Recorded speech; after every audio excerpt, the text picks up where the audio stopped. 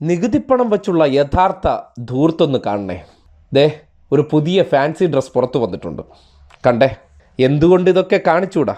കാട്ടിലെ തടി തേവരുടെ ആന, അഥവാ നാട്ടുകാരുടെ വിയർപ്പോഹരിയിലുള്ള നികുതിപ്പണം മുന്നിയിരിക്കുന്നു. അതെടുത്ത് അങ്ങോട്ട് ചെലവഴിച്ച് ആർഭാടപൂർവ്വം ഓരോരോ ഫാൻസി ഡ്രസ് ഷോ കാണിക്കാൻ ആർക്കാണ് പറ്റാത്തത്? കാര്യം ഞാൻ കുനിഞ്ഞിട്ടതാണോ, ഞാൻ നിവർന്നെടുത്തതാണോ? അതുകൊണ്ടാണ് ഇതുപോലുള്ള ഫാൻസി ഡ്രസ്സുകൾ ഈ രാജ്യത്ത് കാണേണ്ടി വരുന്നത്.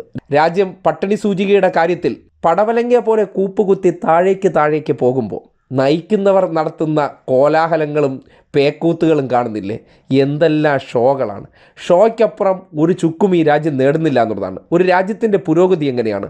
അവിടെ ഭരിക്കുന്ന ആൾ ലക്ഷങ്ങൾ പൊടിച്ചുള്ള ആഡംബര വസ്ത്രങ്ങൾ ഇട്ടുള്ള ഫോട്ടോഷൂട്ടുകളാണോ? അത്തരം ഫോട്ടോഷൂട്ടുകൾ എടുത്ത് പ്രചരിപ്പിക്കുകയാണ്. ഇതിനെ ഈ നാട്ടിലെ സംഘികൾ എന്തോ ഒരു സംഭവം പോലെ അങ്ങ് അവതരിപ്പിക്കുകയാണ്. പക്ഷേ വസ്തുതാപരമായി എന്താണ്?